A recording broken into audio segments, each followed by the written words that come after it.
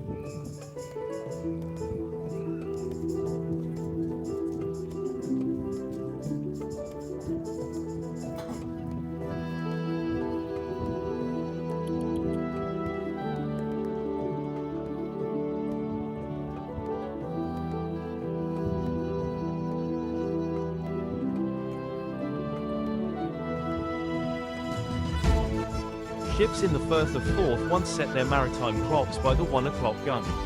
The firing of the gun dates back to 1861, when businessman John Hewitt brought the idea to Edinburgh from Paris. The gun is still fired every day at 1 p.m., except on Sundays, Good Friday and Christmas Day. Crowds gather to enjoy the spectacle, and the sound often surprises people on Princes Street below.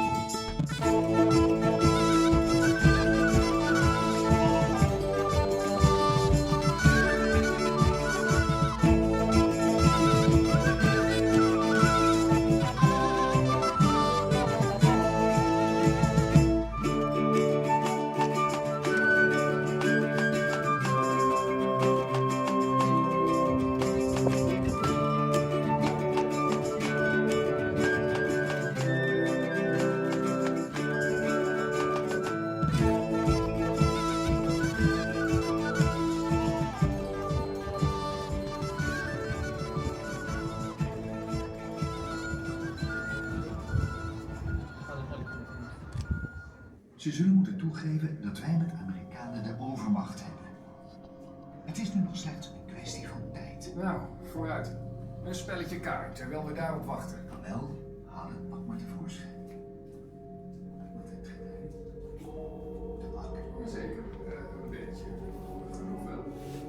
Ja, dank u.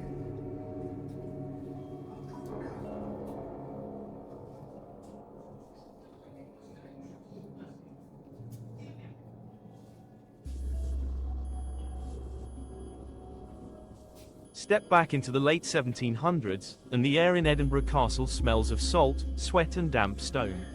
Beneath the Grand Crown Square, you are standing in the vaults, a labyrinth shadows that held thousands of prisoners of war during Napoleonic and American Revolutionary Wars. It wasn't just soldiers here, it was sailors from France, Spain, the Netherlands, and even the newly formed United States. At this peak, hundreds were crammed into this cold, dark spaces. To pass the time and earn a few pennies for extra rations, they become incredibly resourceful, carving bone toys, ship models, and boxes out of their scraps to sell to the locals. But don't let the craft fool you. In 1811, 49 prisoners staged a daring escape, lowering themselves down the sheer, 130-foot castle rock using ropes made of bedsheets. By 1814, the castle ceased being a mass prisoners of war camp, but these vaults remain a haunting reminder of the global conflicts that once converged the Scottish Rock.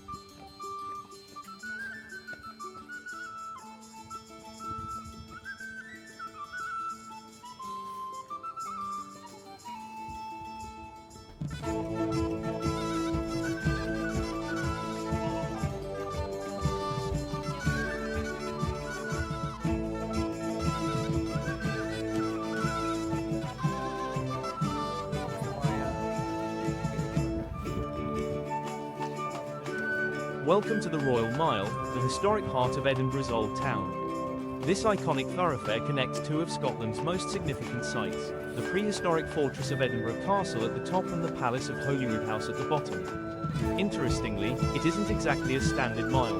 It measures approximately 1.81 kilometers, which corresponds to an Old Scots mile. The entire route sits on the tail of an extinct volcano, sloping gently downhill. In the 17th century, this was one of the most overcrowded places on Earth. High-rise tenements housed thousands, and with no plumbing, residents would throw waste out the windows with a warning cry of "Gardez-l'eau," a corruption of the French "Garez l'eau," meaning "watch out for the water." As you walk, look for the narrow closes or alleys branching off. These hidden corridors lead to places like the real Mary King's Close, a 17th century street now buried underground.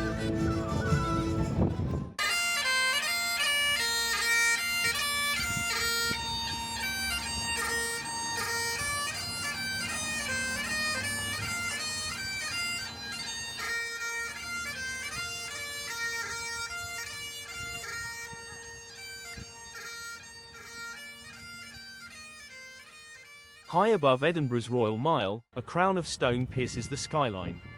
This is St. Giles's Cathedral, a witness to 9 centuries of Scottish history. But its walls hold more than just echoes of the past. Since 1124, St. Giles's has survived fires, riots, and the firebrand sermons of John Knox.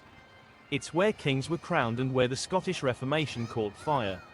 Look up, and you'll see the iconic 15th century crown spire, a landmark that has guided travelers for generations. Step inside, and the world outside fades away. Sunlight pours through soaring stained glass, painting the medieval pillars in vibrant blues and reds. Whether you're standing in the ornate Thistle Chapel or listening to the roar of the great organ, the air here feels heavy with stories. Today, it's more than a monument. It's a place of music, from candlelit Vivaldi concerts to the quiet beauty of St. Giles at 6. It is the High Kirk of Edinburgh, a living, breathing heart in the centre of the old town.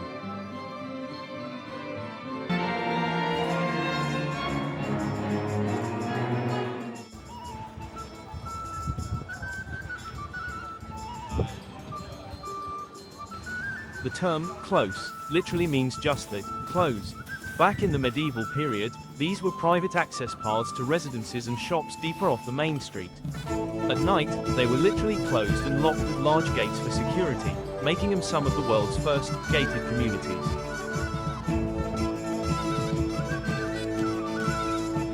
If Edinburgh is a city of stories, then Victoria Street is its most vibrant chapter. Curving gracefully through the heart of the old town, this tiered, cobblestone lane is a kaleidoscope of candy-coloured storefronts and centuries of Scottish history. Fans of a certain boy wizard might find the atmosphere familiar.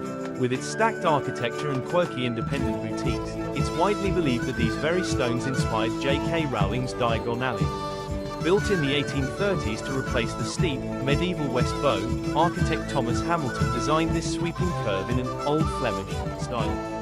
Look up to Victoria Terrace for a bird's-eye view, or wander the lower level to discover artisanal cheeses, rare whiskies, and local crafts.